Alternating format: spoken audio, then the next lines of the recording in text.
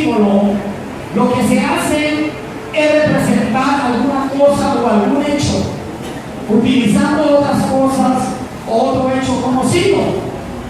Ejemplo, yo les enseñé a ustedes que los peces eran ¿qué? Las almas, ¿verdad? También vimos algo, que los montes que representaban.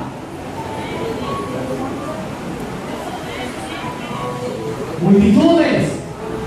Las aguas representan también multitudes. Cuando ustedes ven la Biblia, eso se encuentra en el libro de Apocalipsis,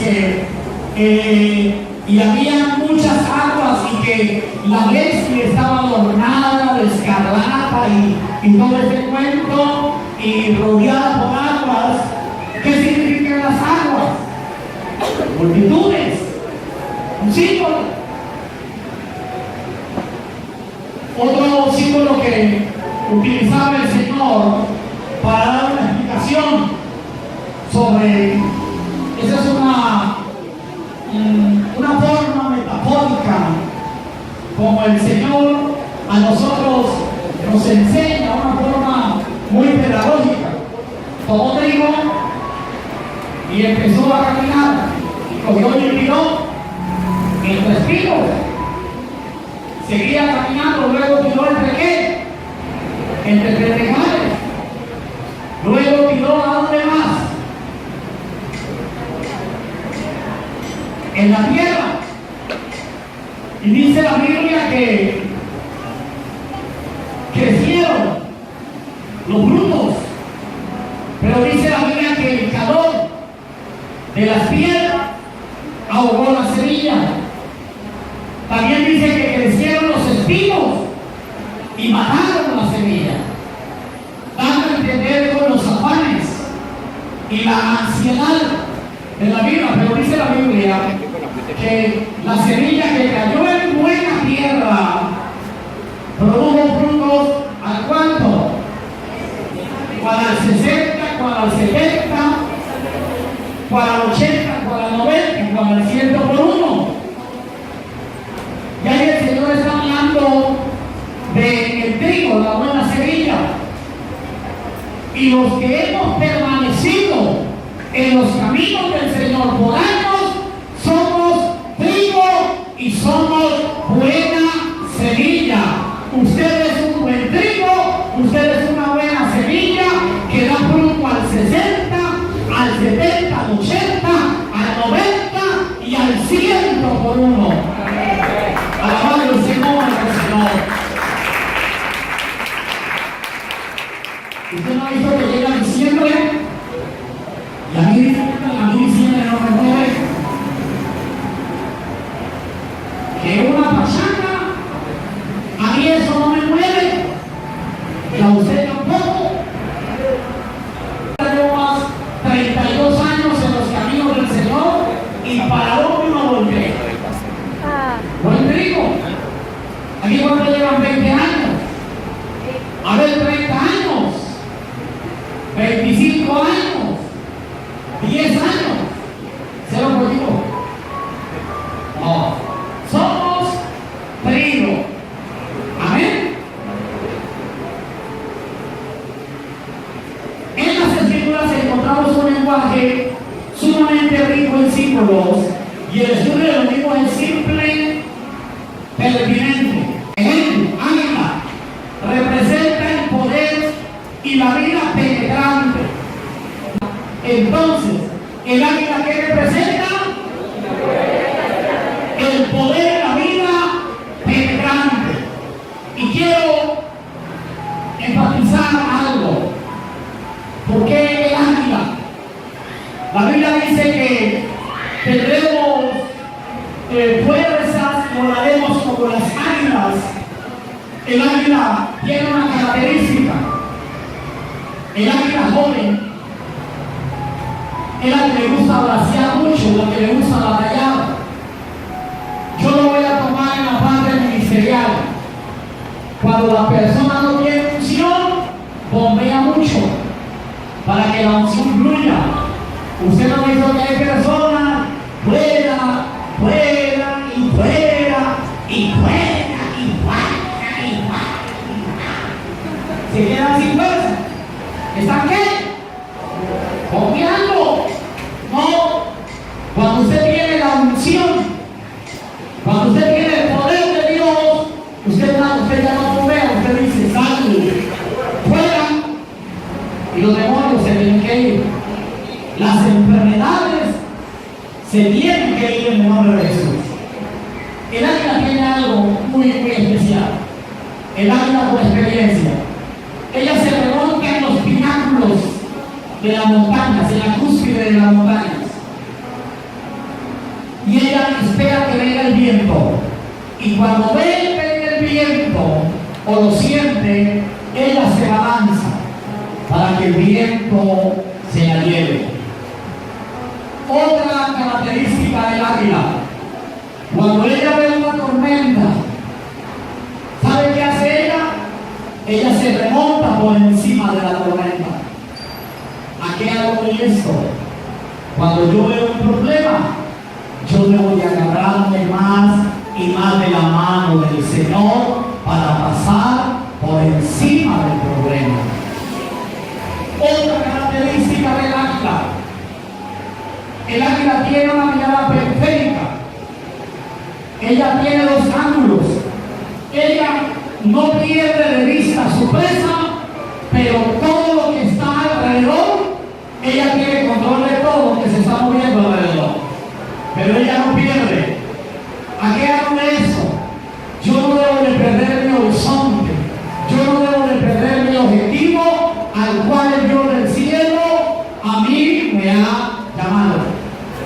¿Será que usted me está entendiendo? Sin tener la mirada periférica de todo lo que está pasando alrededor. Otra característica de este animal, que le gusta renovarse. Le gusta renovar. Cuando ella se siente vieja, ¿sabe qué hace? Ella se quita las garras, se quita todas las plumas. Ella se daña el pico, se pierde desde la altura y se estrella contra la peña para bañarse el pico. Ella sabe que ese proceso le dura 90 días. A los 90 días sale con nuevo plumaje a explorar otros 40 años de vida, porque el promedio de vida del águila son 40 años. Entonces, esta semejanza, y eso está en la Biblia, usted lo puede mirar en Deuteronomio 32:11. El águila representa la esperanza. Amén. El ancla representa la esperanza. El bosque representa el símbolo de la ciudad o reino. En una ciudad que hay mucha gente y hay reino, hay poder. El cedro representa la fuerza y la perpetuidad. En el Salmo 104:16. ¿Y por qué nos habla la Biblia del cedro? El cedro es una de las maderas más finas. Es una de las maderas más finas. Segunda característica del cedro: amarga, no le entra el gorgojo. Tercera característica del cedro: perpetuidad. ¿A qué alude? Usted y yo hemos sido llamados a ser perpetuos. Y otra característica del cedro: que el cedro se deja trabajar. Se deja trabajar y da un color hermoso. ¿A qué alude con eso? Usted y yo llegamos en piedra bruta a los caminos del Señor, y el Señor nos ha ido puliendo, y hoy en día somos lo que somos. Usted y yo somos perpetuos. Usted y yo aquí nos estamos preparando para reinar con Cristo por toda una eternidad. ¿Y sabe qué es lo más tremendo? Que usted y yo lo dejamos trabajar. Porque un consejo que les voy a dar: ¿ustedes quieren ser grandes en el Señor? ¿Cuántos aquí quieren ser grandes en el Señor? Tenga espíritu enseñable. Nosotros los siervos de Dios tenemos espíritu enseñable. Hoy cuando venían en el carro, mi hijo me hizo una pregunta: papá, ¿usted sabe de dónde sale el agua? Y yo, pues, de las piedras y de los árboles. Y él me dijo: no, sale de tal parte. Papá, ¿usted sabe de dónde nace el río Cauca, el río Magdalena? ¿Ya se le olvidó? ¿Dónde nace papi? Papá, en el páramo tal. Espíritu enseñable. No dice que tenga el espíritu enseñable, dejarse enseñar del que sabe. No crean que usted se la sabe todas. El día que usted crea que usted sabe mucho, usted es el ignorante más grande que está sobre la tierra. Martín Lutero dijo algo: entre más aprendo, más me doy cuenta que no sé nada. Todos los días aprendemos algo nuevo y todos los días salen cosas nuevas. Porque la Biblia dice que nuevos son cada mañana. Grande es la fidelidad de Dios. La Biblia dice que todo día trae su pan y su ansiedad. Esmeralda representa, al igual que el ancla, la esperanza. La lepra representa en la Biblia símbolos de pecado asquerosos. Los leprosos tenían que estar fuera del pueblo, no podían estar con la demás gente. Y cuando venía gente, anoten eso, que esto es muy bueno ya que usted esté predicando sobre la práctica de los leprosos. Cuando ellos veían que venía gente, tenía que decir: soy leproso, soy leproso, soy inmundo, soy inmundo. Entonces la gente se apartaba porque era una persona leprosa. ¿Se acuerdan cuando llegaron los 10 leprosos del Señor? Y el Señor, ¿qué le dijo? Váyanse por el camino. Y dice la Biblia que en el camino fueron sanados. Háganse usted una pregunta: ¿por qué el Señor no los invitó a que lo siguieran? Porque el Señor era judío y él estaba rodeado de judíos. Y Jesús sabía que la lepra era algo asqueroso, que es más, maloliente. Y la lepra se iban cayendo los pedacitos. A pesar que era Dios todopoderoso, pero la Biblia dice que los pecados para el Señor son como trapo de inmundicia. El trapo de inmundicia, la Biblia lo han encontrado. Esa parte donde dice que nuestros pecados son como trapo de inmundicia. Miren lo que dijo: la palabra trapo de inmundicia era el trapo de la mujer menstruosa. Gracias. Antiguamente no había lo que hay hoy en día, toallas higiénicas, papel higiénico, no, eran con trapos que las mujeres utilizaban para su sagrado. Y entonces así lo compara la Biblia, que nuestros pecados son como trapos de inmundicia. Entonces era la lepra, al mundo. Usted debe de pedirle al Señor: Señor, santifícame, quita lo inmundo de mi vida, quita todo lo que no sea tuyo, santifícame, ayúdame a agradarte. Desde luego, el buen siervo de Dios hace lo posible por agradar a su Señor. Amén. Entonces, esos son símbolos.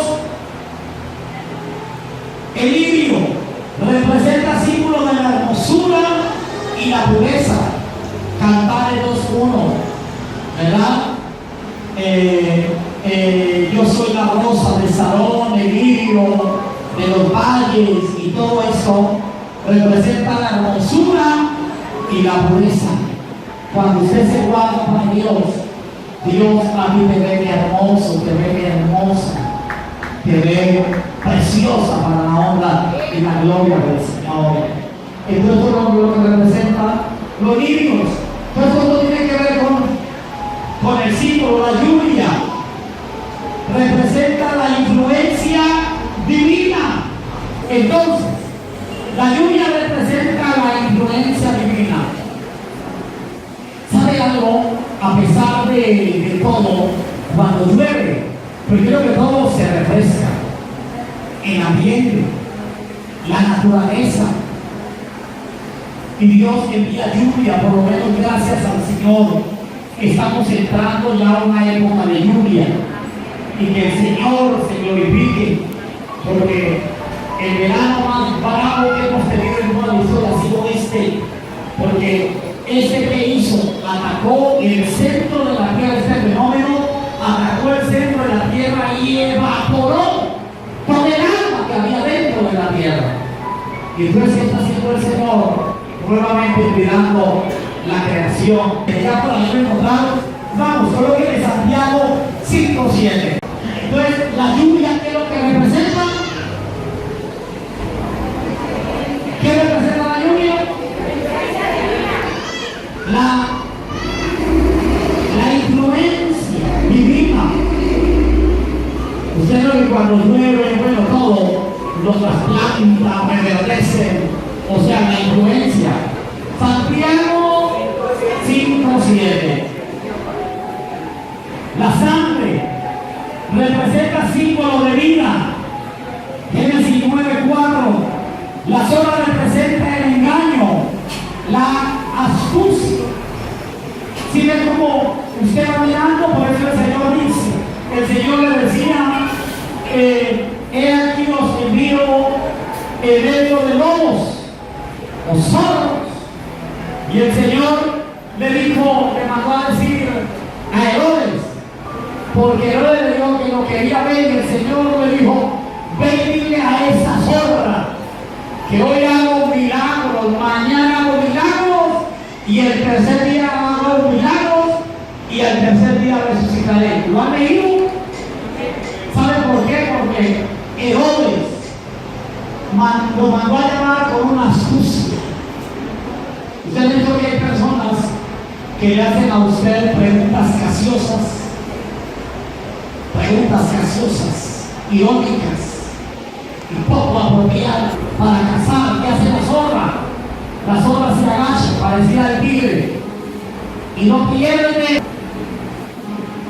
Y la zorra se mete a los gallineros, se come los huevos, se come las gallinas, se come lo que haya, mientras la persona duerme, o sea, mientras la gente duerme. Y la zorra tiene algo muy especial.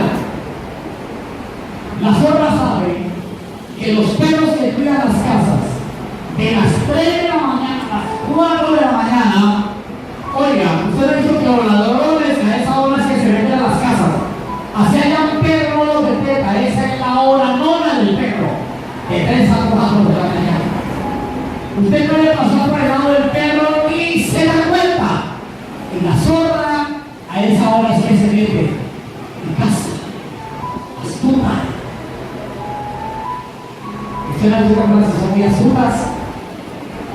Y por eso dice la palabra de Dios que los hijos de las tinieblas son más sagaces, son más zorras que los hijos de la luz. La parábola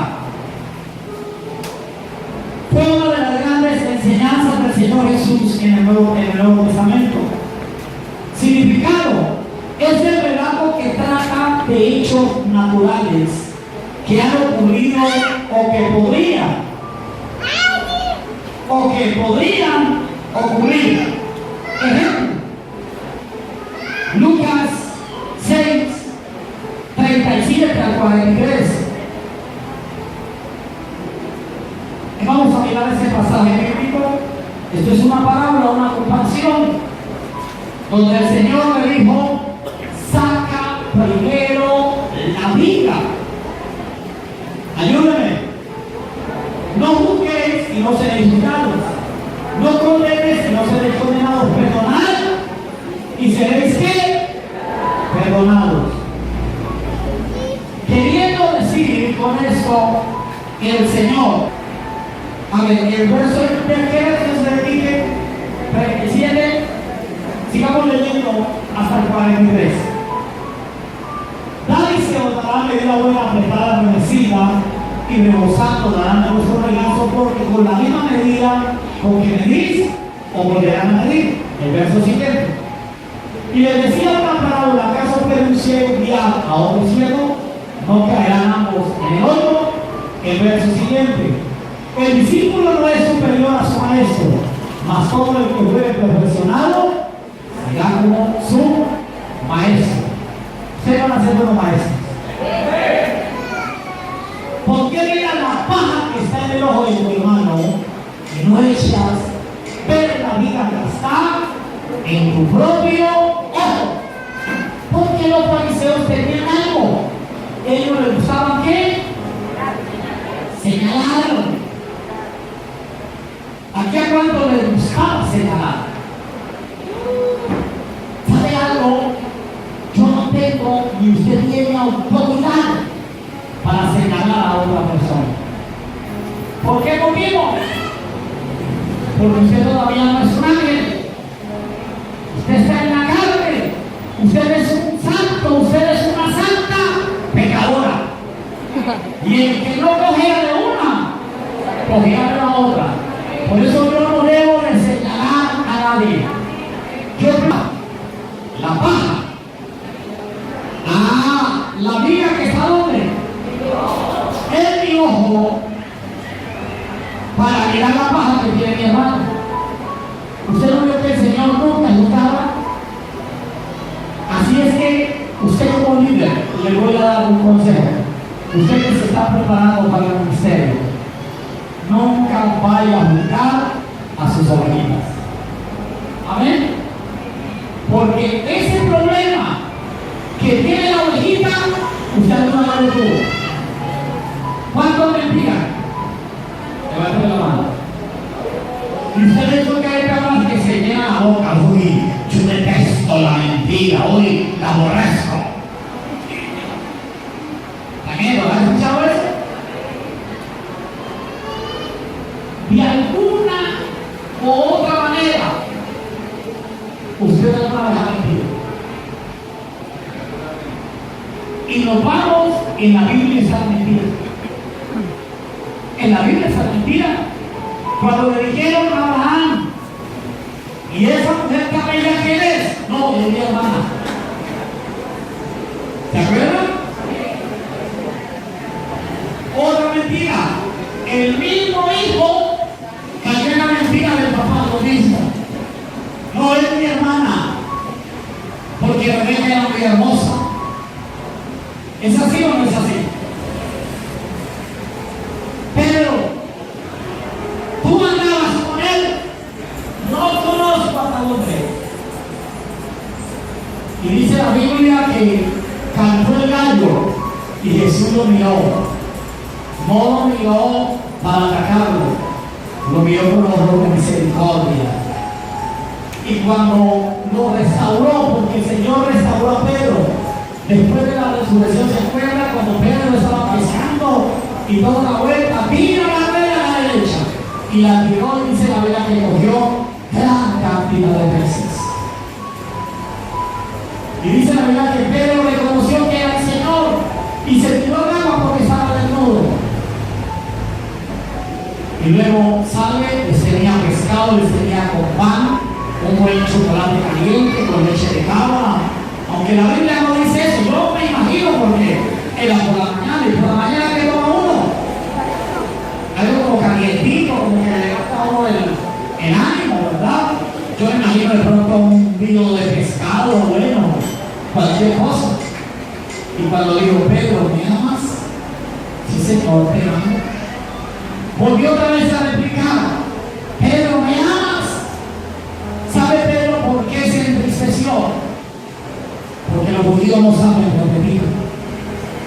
El lenguaje de los judíos son de 200,000 palabras. apenas. Y por eso es que el Señor dice que Dios no oye la repetidera, ¿verdad? Los griegos manejan, escúcheme por favor, un lenguaje más amplio, 500,000 palabras.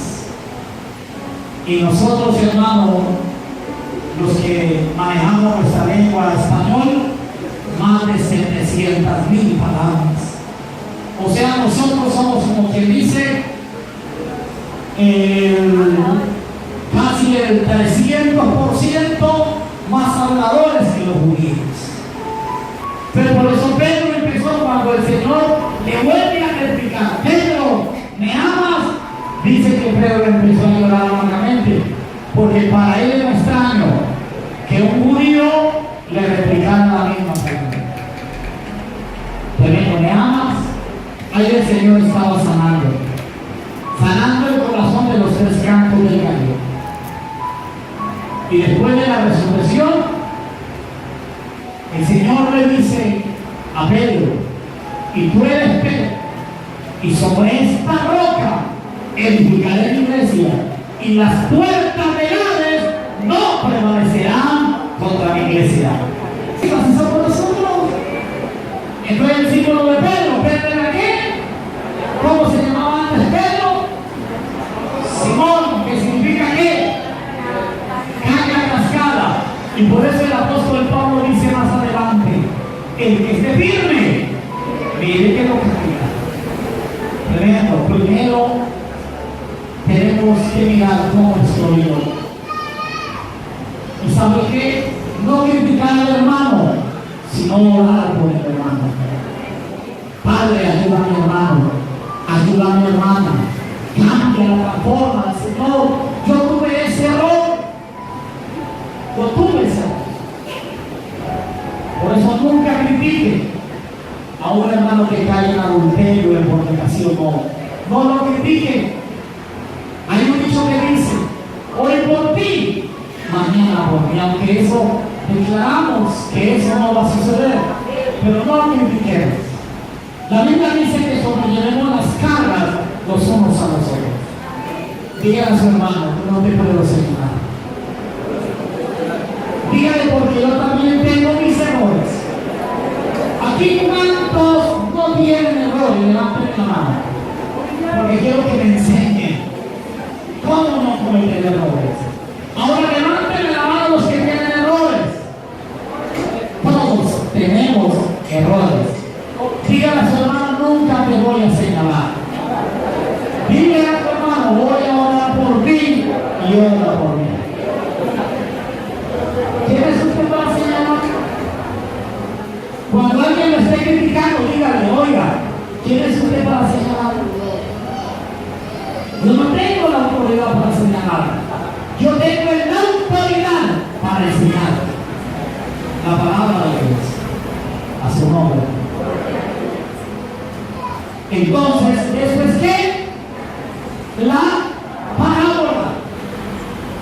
Y hay otros ejemplos ahí en Lucas 7:41, Lucas 16:19, donde habla el rico y el Lázaro. Usted ya conoce esa historia. Vamos a el civil. El civil. El civil se trata de una comparación entre dos cosas para resaltar una de ellas, dando siempre esta presente una característica definida. La palabra ¿cómo? Esta palabra puede estar tanto al comienzo de la frase como también en medio de ella. Ejemplo número 1, Isaías 59, verso, y Isaías 55, verso 9. Respuesta: los caminos de Dios y de los hombres son comparados con el cielo y la tierra, donde guarda la misma relación e importancia. Aunque no es ni siquiera una pizquita, pero en mi poca sabiduría lo voy a definir así.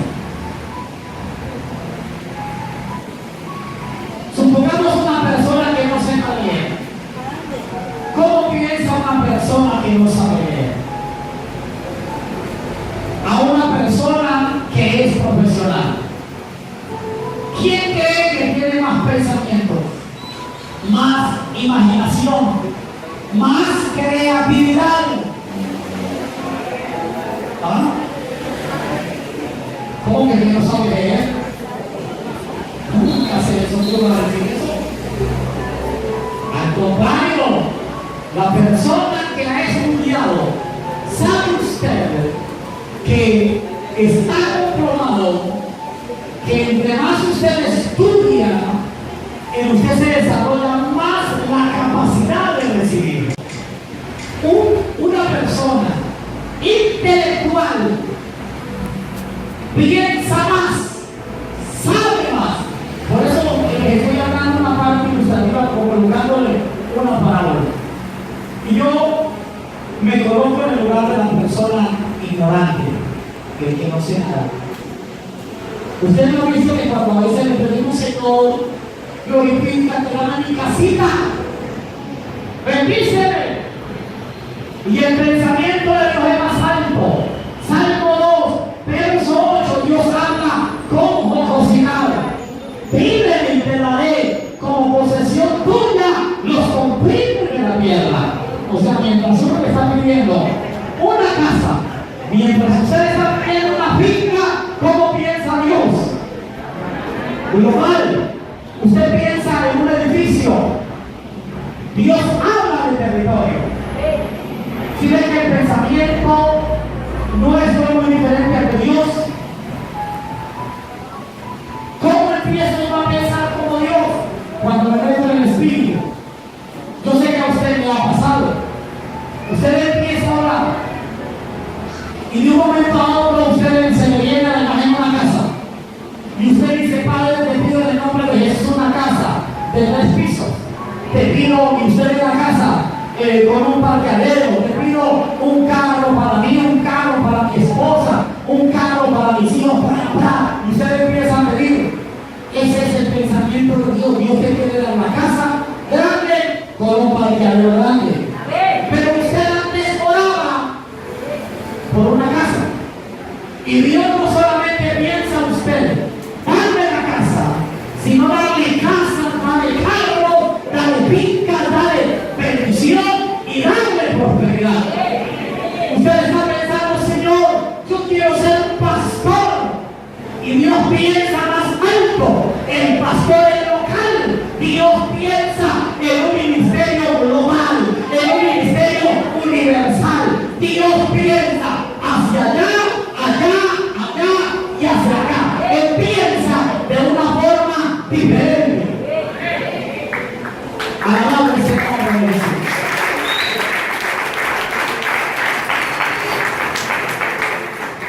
Por eso piense como Dios piensa. ¿Se acuerdan cuando Dios se le para a Moisés y le dice, Moisés, dile a mi pueblo que mañana van a comer carne? Y le dice Moisés, Señor, ¿de dónde vas a sacar carne para tanta gente? ¿Alcanzará todo el ganado, alcanza de unidad, todos los peces del mar? ¿No han leído? Y el Señor le dice, Moisés, ¿acaso se ha cortado la mano de Jehová? Moisés con ese interrogante ofendió la eternidad de Dios. ¿Y sabe qué le dijo Dios molesto? Mira, Moisés, ¿acaso se ha cortado el brazo de Jehová? Mira, Moisés, dile a ellos que no van a comer un día, ni 2, ni 3, ni 4, ni 5, ni 10, ni 20, sino hasta 30 días, hasta que les salgan por las narices. Y era una tremenda multitud, y así fue. Comieron carne hasta que les cagaron, hasta que les salieron por las narices. Entonces, a veces nosotros pensamos, ¿será que Dios sí me va a bendecir? ¿Será que Dios sí va a hacer esto? Y no, sí lo va a hacer. Para Él no hay nada imposible. Tus pensamientos y mis pensamientos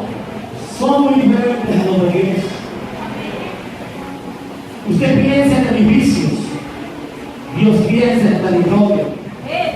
Abraham sube a la cumbre, cuenta las estrellas del cielo, así será tu descendencia. Abraham, cuando le dijo en el monte de Mamre, le dijo a él, Abraham, todo lo que ves, te lo daré. Dijo, todo lo que ves, te lo daré. Tremendo. Y es lo que hoy en día el antiguo aparecido, todo eso del pueblo del Señor. Amén. Entonces, ¿qué? Un símil. Y aquí hay otros, muchos ejemplos que yo quiero que ustedes los analicen en la casa. La interrogación. La interrogación es aquella que cuando describimos la ironía, debemos afirmar que la interrogación es una de las figuras retóricas que más utilizamos a diario en nuestro lenguaje común. La peculiaridad de no necesitar respuesta, ya que la misma interrogación encierra una conclusión evidente. Ejemplo, Génesis 18:25. Abraham pregunta al juez de toda la tierra, ¿no ha de hacer lo que es justo? ¿Qué le está diciendo Abraham al Señor? Dice, no, tú eres el juez de toda la tierra, ¿verdad? Tú eres el juez de toda la tierra. El juez de toda la tierra no ha de hacer lo que es justo. Otros ejemplos a reflexionar. Otros ejemplos a reflexionar. Lucas 22:48, que tiene que ver con interrogantes, ¿verdad? Que a veces nos hacemos. Ejemplo, un interrogante que me puedo hacer. ¿Cómo Dios no me va a bendecir si yo me guardo para Él? Desde luego que me va a bendecir, ¿verdad? ¿Eso es un qué? Un interrogante. Un interrogante, un ejemplo. Yo le hice un favor al siervo. Él como no me va a hacer a mí un favor que yo le pida. Es un interrogante. Y la Biblia se interroga. Ahí vemos un interrogante en la parábola del juez injusto. Ustedes conocen la historia del juez y toda la vuelta, donde dice la palabra de Dios, ¿acaso Jehová Dios no le hará justicia a sus escogidos que claman delante de él de día y de noche? Desde luego que sí, les hará justicia. Entonces, es muy importante aprender esto. La antítesis es la figura que consiste en contraponer una frase o palabra a otra contraria significación. Esta figura es muy efectiva y su utilización es frecuente en la Biblia. Ejemplo número 1 de Deuteronomio 30, verso 15. Mira, yo he puesto delante de ti hoy la vida, el bien, la muerte y el mal. Respuesta: ¿quién escucha o lee esta palabra de la Escritura queda en la posibilidad o en la responsabilidad si se quiere elegir o no? Y miren Deuteronomio capítulo 30, verso 15, donde el Señor dice: he aquí pongo dos caminos, el camino de la maldición y el camino de la bendición. Es una antítesis. O sea que usted le va a colocar un ejemplo. Conmigo estudiaron muchos en la universidad y muchos no se graduaron. O sea, tomaron la óptica de no hacer la tesis. ¿Sabe qué le dijeron? La voy a hacer después. Uno decía porque no tenía recursos, será por estoy muy flojo, no entendí. Pero yo tomé mi decisión, hacer mis tesis para poderme graduar. Usted en el ministerio, usted toma la óptica, si sigue o se quiere. Nadie a usted lo va a obligar. Usted aquí nadie lo obliga a estudiar. Aquí nadie lo obliga a usted a llevar a ordenar. Nadie lo obliga a orar y a ayunar. Sino que usted toma la tesis. Me he propuesto seguir a Jesucristo, voy con Él, porque atrás ya no hay nada. Usted ya entró en esta escuela de teología, usted toma la tesis y dice, me voy a graduar, voy a sacar mi cartón y voy a salir graduado con todo mi derecho. El día que yo me pare ante la iglesia, el día que yo me pare ante la gente, les voy a decir que yo soy graduado de una escuela de teología. Usted toma la decisión, entre comillas. El hombre propone y la mujer dispone. El hombre le dice a la mujer, quiero ir contigo a la cama. Ella toma la decisión. Eso es lo que quiere decir la antítesis. Y aquí pongo dos caminos: el camino de la bendición y el camino de la maldición. El Señor dice, escoge pues tú. Mas el Señor dice, mas yo os aconsejo, escoge pues el camino de la bendición. ¿Están entendiendo? O sea, que se toma la decisión. Mira, yo he puesto delante de ti hoy la vida y la muerte. Mira, yo he puesto delante de ti hoy la vida y el bien, la muerte y el mal. El verso siguiente. Porque yo te mando hoy que ames a Jehová tu Dios, que andes en sus caminos, y guardes sus mandamientos, sus estatutos y sus decretos, para que vivas y seas multiplicado, y Jehová tu Dios te bendiga en la tierra a la cual entras para tomar posesión de ella. Una antítesis. Yo tomo la decisión. ¿Usted quiere ser bendecido? Levanten la mano si quiere ser bendecido. Sencillamente obedecen a Dios. Pero en la iglesia también hay hermanos que se congregan pero no son bendecidos. Viven arruinados, viven arañando. Ellos toman esa decisión, pero cuando yo tomo la decisión de agradar a Dios, de obedecer a Dios y decirle, Señor, estoy cansado de vivir mal, estoy cansado de estar en la pobreza, estoy cansado de vivir arañando, me voy a comprometer contigo, voy a tomar esta tesis, voy a ser un fiel llenador, un fiel ofrendador, me voy a congregar, te voy a servir, te voy a hacer bien en todos tus caminos, para que mis caminos sean prosperados en todo. Y el Dios del cielo toma esa tesis, coloca el sello, la impronta del Espíritu Santo. Bendecido es de ahora y para siempre, y las bendiciones te seguirán y te alcanzarán, porque usted tomó esa decisión. Alabado el Señor por Dios. Y entre comillas, la antítesis no es una obligación, yo tomo la óptica. Usted toma la determinación. ¿Qué quiere ser usted?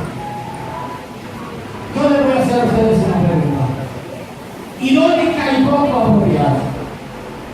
¿Ustedes quieren ser pastores de barrio o pastores de ciudad y de naciones? A ver, levanten la mano. Si usted quiere ser un pastor de barrio, haga una hora diaria de oración. Será el pastorcito del barrio, será la pastorcita del barrio. Perdóneme que le hable en este terreno. ¿Me estás entendiendo? El pastorcito pobre, arruinado con la corbatita, andando en la mojito ahí toda bandera. Pero si usted quiere ser pastor, reconocido, usado por Dios, de una hora hacia arriba, todos los días, sábados y domingos, festivos y no festivos, de una hora hacia arriba. Entre más usted ore, más boquete usted le abre al mundo del Espíritu. Entre más ores y le den, las bendiciones vendrán a ti por montones. Usted toma esa clase. ¿Quién quiere ser el pastorcito o la pastorzona? Que donde usted vaya bien a un lado, aquí llegó el varón de Dios, aquí llegó la mujer de Dios. O que usted se pare en un sermoncito ahí, como lo que vamos a aprender ya en la comunidad, no pasa nada. ¿Cómo quiere ser usted?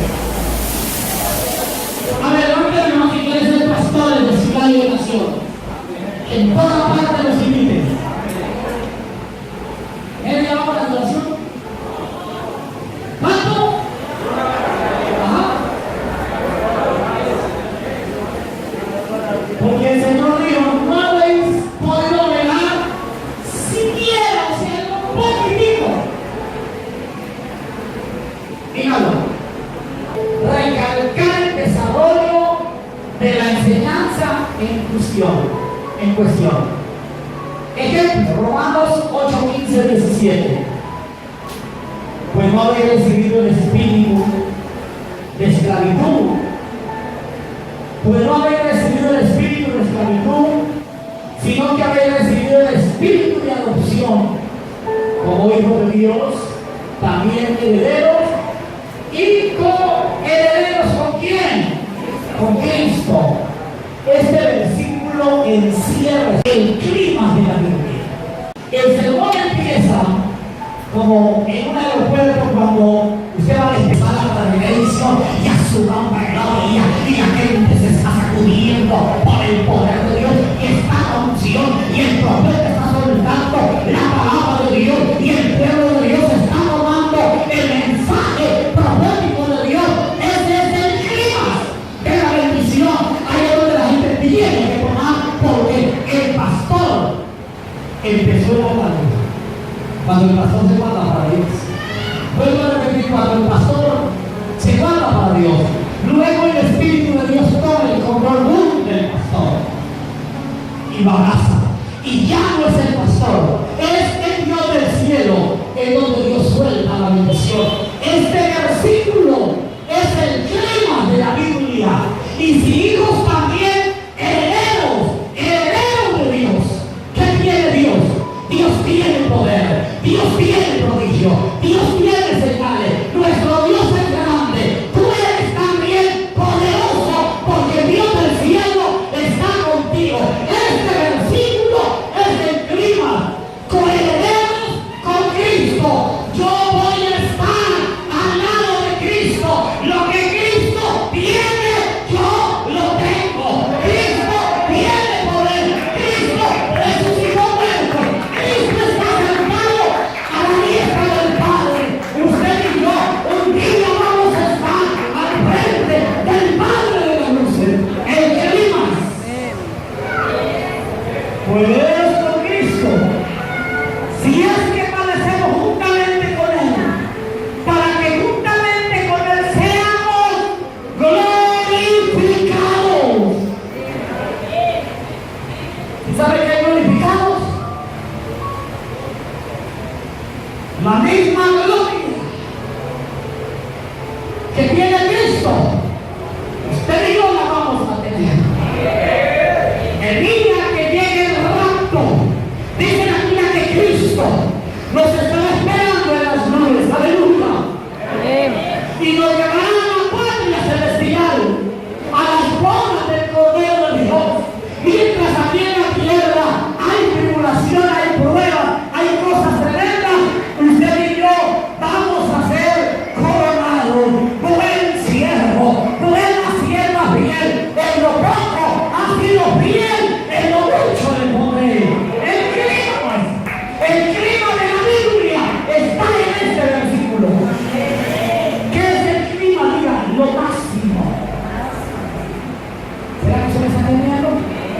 lo máximo. El clima de una reunión en la comida es el clima donde la cosa se pone buena. A uno no le conviene, pero de lo que le incomodaba es una fiesta, que la gaseosita, que el pasaboca, eso es el entretenedor, las toallas, ¿verdad? Eso usted no lo tiene, la galletita y con esa galletita, la mostaza y las cosas de ahí, esas son bobadas de entretención. Ay, hermano, pero cuando ya usted ve el mesero, la mesera, cuando ya ve usted los hermanos girando por el botín, ese es el clima. El clima de toda la Biblia, ese es el versículo Romanos 8, 17, por el cual dice, por el cual clamamos a Padre. Amén. Climas. Y la Biblia tiene muchos climas. Y con esto terminamos el proverbio. O el dicho. Los dichos. La Biblia habla mucho de dichos. Un dicho que contiene siempre una enseñanza, cuyo fin es hacer de mi vida una mejor persona. Ejemplo número 1, Lucas 4:23. Médico, cúrate a ti mismo. La gente no aceptaba el poder sanador de Jesús. Entonces, le decían el dicho, era un dicho. Otro dicho, que lo encontramos en la Biblia. Y las zorras guaridas, mas que el Hijo del Hombre no tiene donde recostar su cabeza. Los que no han estudiado hermenéutica interpretan ese versículo como símbolo de pobreza. ¿Qué pena me da? Cristo no era pobre, él era rico, porque dice la Biblia, porque ya conocéis la gracia de nuestro Señor Jesucristo, que por amor a nosotros se hizo pobre siendo rico, para que nosotros con su pobreza fuésemos enriquecidos. Por tiempo, los pastores antiguos ya pensaban en la enseñanza que daban, aunque yo de aprender cómo hacerle una exégesis a la Biblia, cómo ir a lo semítico, a lo acádico, a lo sumeribacano para estudiar la raíz, el porqué, la raíz hebrea, la raíz griega, estudiar todas aquellas raíces antiguas para poder hoy en día enseñar cómo se enseña. Entonces, ese dicho, y la gente dice, no, es que mi Señor era pobre. Era tan pobre que dice la Biblia que tenía un manto, un vestido sin costura, costosísimo, de mucho valor. Sostenía 82 familias. Jesús tenía 82 trabajadores de tiempo completo. Era un empresario. Porque los 12, porque él decía que no pongamos sal al buey que brilla y el obrero digno de su salario. Una persona que tenga 82 trabajadores, perdón lo que le diga, es un chupamedia por ahí. ¿Qué dicen ustedes? Oiga, le daba sueldo a 82 personas. ¿Y sabe algo? Y dice la Biblia que le daba de comer a los pobres. Imagínense, porque alguien que le debe comer a los pobres, no dice, le daba de comer al pobre, a los pobres. Lucas 8, para que usted se dé cuenta con la gente con la que se rodeaba Jesús. No era con chupamedias por ahí, con chatomrices, no, hermano. Capítulo 8. Lucas, capítulo 8, verso 1. En adelante. Aconteció después que Jesús iba por todas las ciudades y aldeas, predicando y anunciando el evangelio del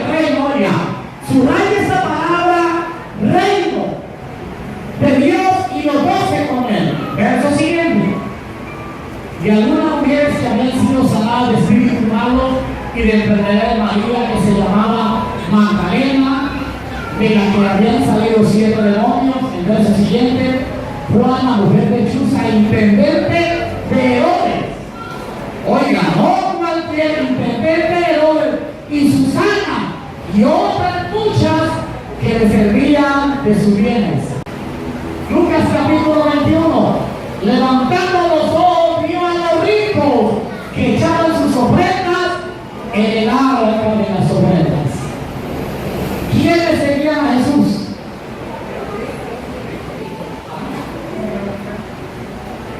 Entonces, ese es el dicho. Usted tiene derecho a vivir bien.